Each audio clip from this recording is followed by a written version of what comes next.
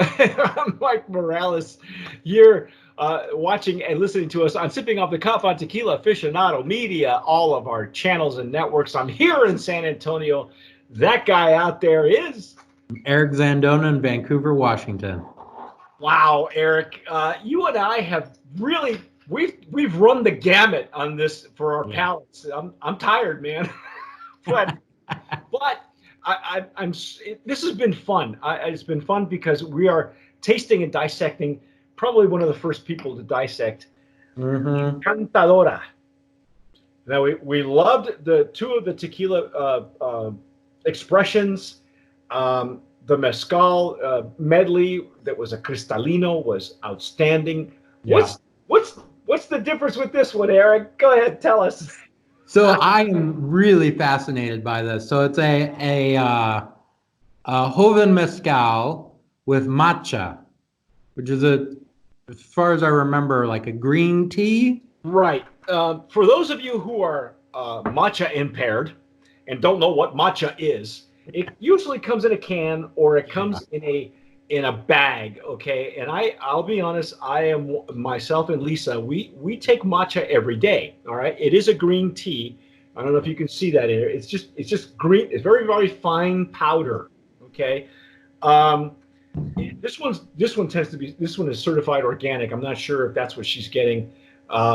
It's gluten free. It's got all, it's just tea. And the thing is that matcha, I use it, and Lisa and I use it as it's got a lot of different properties. One of those is that it carries natural caffeine, so the buzz of a cup of coffee is much subtle. Okay, it wakes you up in a much more subtle, natural way. It's a tea, so you can have it lots of different ways. I mix it with an energy drink in the morning. You can drink it straight. A lot of places are a lot like Starbucks. I think you can get a matcha tea or something, and they spit up. It's very foamy. Okay, and it also has nootropic, or I hope I'm pronouncing that correctly. Nootropic, not characters, but benefits. Yeah. You can make it for drinking, ceremony, lattes, cappuccinos, smoothies. Okay, everything. Yeah. So it's good for you, and that seems to be the where this brand is headed. The Blanco is infused with electrolytes. They call them salts. I believe all of them were, except for the mezcal. The mezcal was a cristalino, so there was nothing in it. But this one, you have to shake it, ladies and gentlemen, because it will settle on you. Okay. Oh, yeah, I can see it. The bottom of the bottle. Yep. Yeah, you want to shake this one, which doesn't hurt, a mezcal at all, because it just, there's bubbles in the mezcal. Yeah. So I'm going to use my Glencairn for this one because I'm running out of glassware right now. Eric is so green hue to the stopper. Right. It is a green tea, so it's gonna leave green tea residue. That's just what it's gonna do. All right. And now it looks like like an avocado smoothie right now. It will change the color if you're using it. I use it with a brand called Spark, and it come in natural flavors. And it comes with it has its own color, but it changes your color a little bit. The green is very dominant. Okay. Yeah. And maybe it's not so attractive to the eye. No, so usually like matcha tea can have this like really bright green character to it. And then like in traditional Japanese tea ceremonies, they have this like bamboo whisk that they make it with. And so it's not quite that bright, but it's hard to, with alcohol, it's going to be in the bottle for a while. And so it's possible that you will see some color variation from bottle to bottle, just simply because of oxidation, even slowly in the bottle. And so even though it may not be the greatest color, what it's telling you is that it is natural. Mm-hmm. because if it was a really bright, clear green, there's no way to get that with a natural product over, Yeah, that's not gonna. shelf stable. Yep, you're not gonna. So, Yeah. uh, and this was the one that intrigued me as well because I like I say, I take matcha every morning. Yeah. So, but on the nose, it's mezcal, ladies and Yeah, gentlemen. it is. Now, this is a what, an 80 proof also, right? Yeah, yeah, 40% ABV, 100% Espadín Mezcal, Artesanal. So, yeah, I mean, the aroma's really nice. It's all espadín. Yeah, It doesn't have that woodiness that the Tempestate will give. yeah, Tempestate, I guess, has to age a little bit more anyway, and it looks like wood, yeah, and it's got more woodsy characteristics. yeah. Okay, I got to Yeah, dive in, man. Here let's we try it.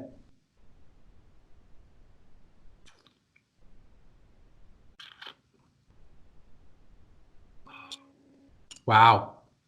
So, on the nose, all mezcal, Yep. but on the palate, the matcha really comes through, and you get this really like intriguing mixture of flavors between the matcha and the mezcal because there's some smokiness with the agave with the mezcal from how it's made, which is actually really interestingly paired well with the matcha.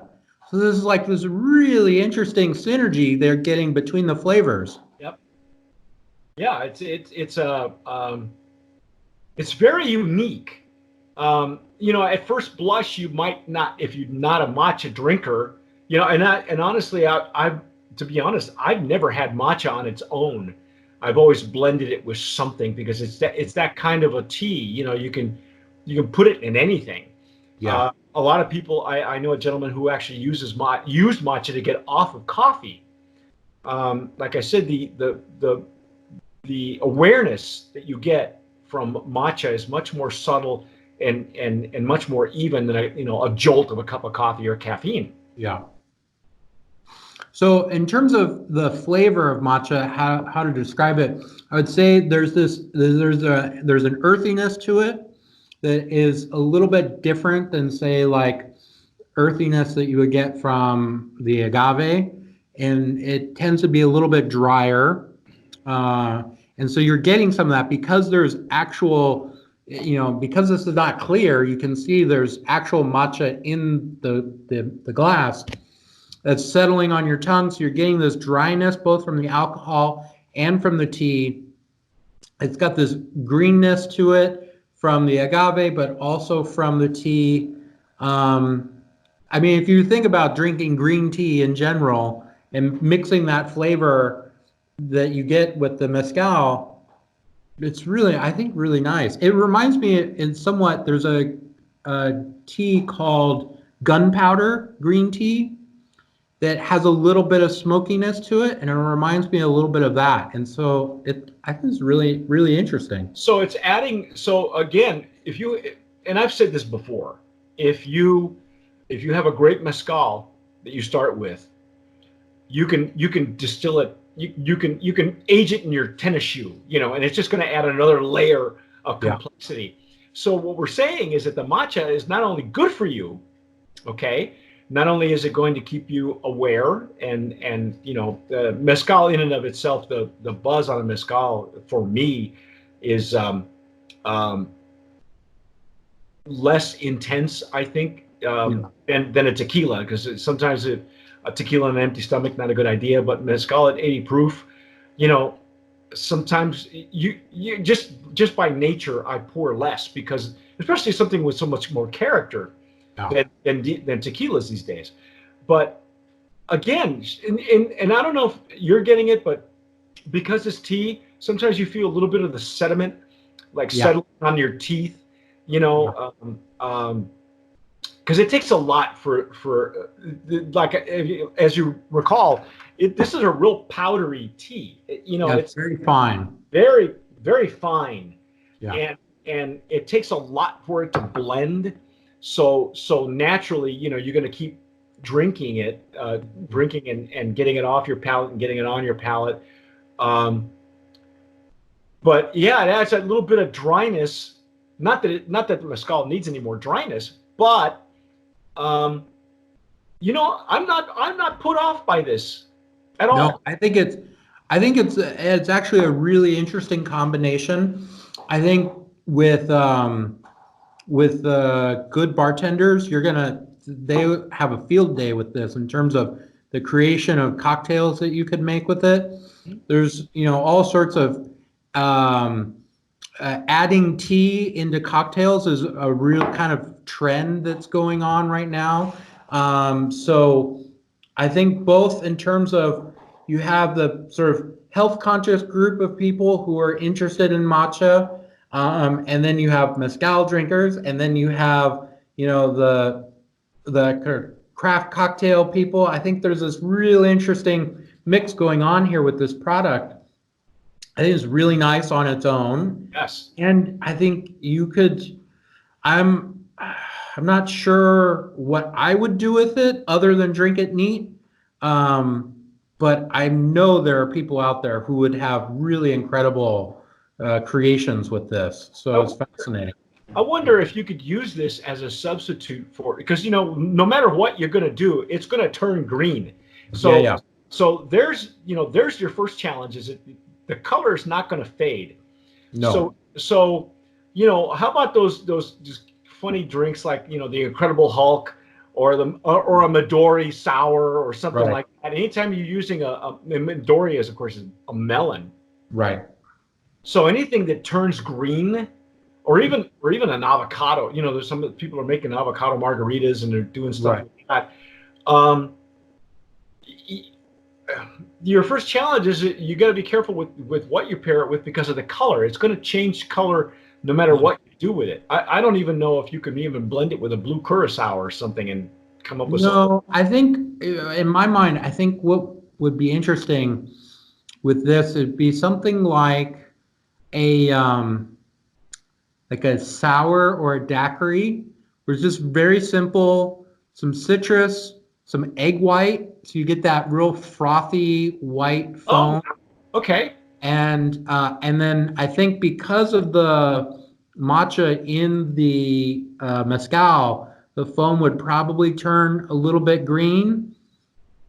But I think something like that, even something very simple like that, would look really intriguing and taste really nice.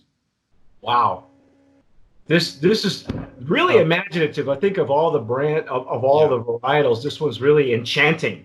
yeah, Because it really is so unusual. It's not been done before. I could truthfully say this is probably the first matcha infused anything that I've yeah. ever had. I mean, And as flavored things go, I mean, it's nice to see they did the real thing, right? yes, And so it, the flavor comes through nicely. You get a good mix of each of the flavors. So I yeah, think it's brand promise. I totally agree with you. It's so unusual and so unique that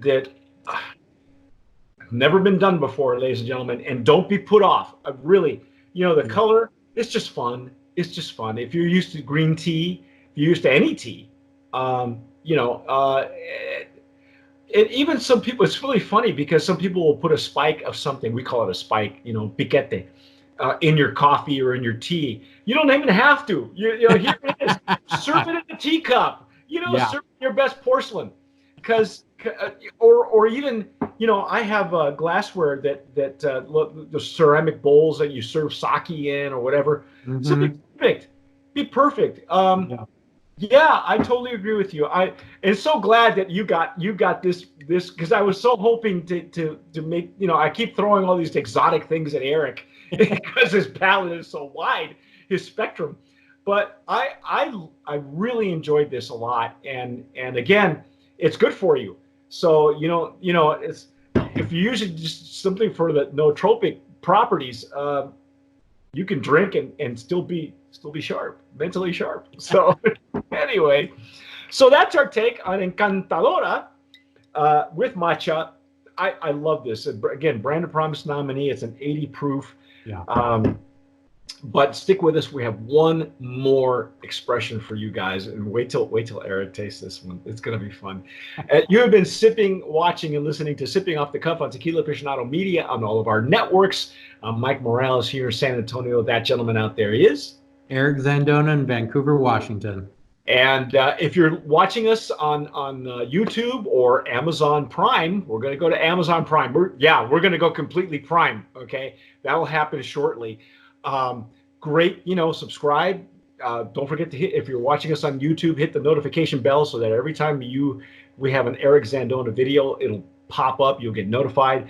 Download us on where you get your podcast. Like iTunes. But whatever you do, tomar sabiamente. Sip wisely.